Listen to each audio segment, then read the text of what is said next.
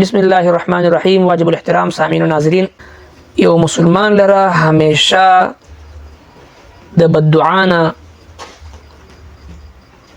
ځان ساتل پکار دی، ځکه چې حضرت عمر فاروق رضی الله تعالی عنه په واقعه کې راځي د خپل دوره خلافت دوران کې د مختلفو علاقو دوره کوي. په دغه سلسله کې یو علاقې ته تشریف وړي چې هلته کې د علاقې گورنر او امیر چې دی هغه جلیل القدر صحابي حضرت سیدنا سعد بن ابي وقاص رضی الله عنه، هغه د علاقې امیر او گورنر دی.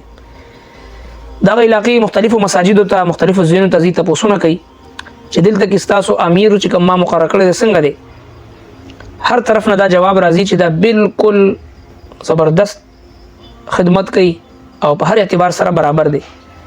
په دغه سلسله کې حضرت عمر حضرت سعد بن ابي وقاص دواړه یو جماعت ته ځي چې په کوم جماعت کې حضرت سعد بن ابي وقاص رضی الله عنه موجود هم وي، د هغې مقامی امام او خطیب هم وي. هلته کې چې کله تپوس وکړي نو هلته کې یو کس راپاسي حضرت سعد بن ابي وقاص رضی الله عنه باندې 3 اعتراضات کوي. نو چې کله هم یو سړی په چا باندې اعتراض کوي نو پکار دی چې هغه تحقیق نه بعد اعتراض وکړي. داسې نه خصوصا د خپل هغه چې کوم مذهبي پیشوا وي، خپل امام وي، خپل ذمہدار وي، مشر وي، استاد وي، داسې نه چې د خپل یو باطل اعتراض د وجه نه ستا آخرت تباه نشي، د بددعا مستحق ونه ګرځي. هغه کس راپاسېدو وایي چې امیر المؤمنین په دې سعد بن ابي وقاص باندې زموږ چې کوم امام دی په ده باندې زما 3 اعتراضات دی. وړومبی اعتراض دا دی چې دی مونږ ته مونځ چې دی هغه ډېر زیات مختصر مونځ کوي، جمع مختصر را کوي، په جلدي جلدي سره مونځ کوي. او دویم اعتراض مې دا دی چې دی د شپې چې کله زموږ څه کار پیښ شي نو دی مونږ ته بهر نه راوځي. او دریم اعتراض مې دا دی چې جمعې په ورځ د جمعې د مانځه نه مخکې دی بهر بالکل نه راوځي، چې هر څومره ضروري کار ولې نه. حضرت عمر رضی الله عنه فرمایي سعد بن ابي وقاص رضی الله عنه ته چې پاسه د دې اعتراضاتو جوابونه ورکړه.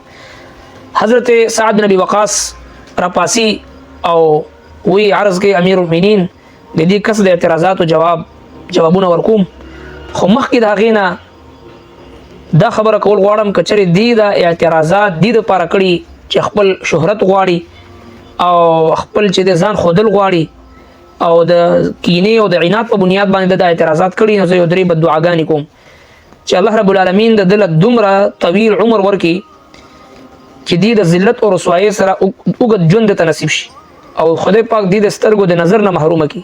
او دریم دا چې الله جل شانه د په ده باندې غربت، فقر او فاقه د مسلط کړي. دغه 3 بددعاګانې وفرمایل او بیا خپل وضاحت دپاره ذکر وکړو چې امیر المؤمنین زه د شپې ځکه نه راوځم، ما ورځ د مخلوق د خدمت دپاره وقف کړی دی او شپه د خپل د خالق د عبادت دپاره ما وقف کړی دی.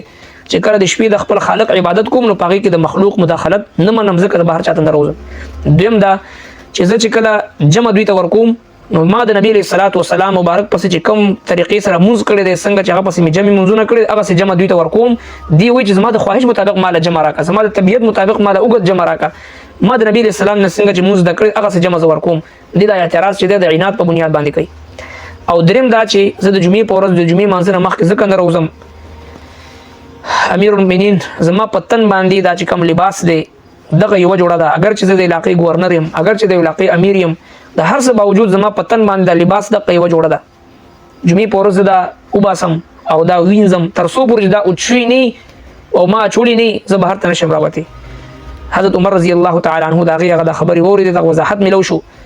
او حدیث پاک کې راځي، واقعاتو کتابونو کې راځي چې دغه کس چې کوم د خپل امیر باندې، خپل امام باندې، خپل خطیب باندې بېجا اعتراض کړی د عناد په بنیاد باندې، رب کائنات د حضرت سعد بن ابي وقاص رضی الله عنه بددعاګانې ورته داسې ولګېدې چې آخري دومره طویل عمر دته میلو شو چې سترګو دا بڼې دا ښکته پرتې وي او دومره طویل عمر دومره ذلت او رسوایۍ سره مخ شو چې خیر به یې غوښتو او ګرځېدو به، او داسې ذلت او رسوایۍ سره مخ شو چې په دغه بوډاتوب کې ګرځېدو به چېرته ماشومان هلکان جنکۍ به لاس ته ورغلې هغوی ته به غلط لاس لګو، هغوی به په کاڼو باندې ویشتو او چې چېرته به تلو نو خلکو به ماشومانو په کاڼو باندې ویشتو او ده به چغې وهل چې خلکو زه د خپل امیر سعد بن ابي وقاص رضی الله عنه بددعا والمه، زه د هغه خیرو والمه. نو لهذا همیشه دپاره یو مسلمان لره پکار چې خپل ځان د مسلمانانو د بددعاګانو نه ځان بچ وساتي، ځکه الله د الله محبوب پیغمبر فرمایي چې اتق عن دعوة المظلوم فإن ليس بينها وبين الله حجاب. تاسو د خپل ځان د مظلوم د بددعا نه بچ اوساتئ، ځکه د مظلوم د بددعا او د الله په منځ کې هیڅ فاصله نه وي.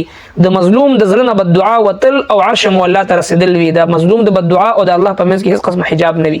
رب کائنات د موږ او تاسو ته عمل توفیق نصیب کړي. وما علينا الا البلاغ.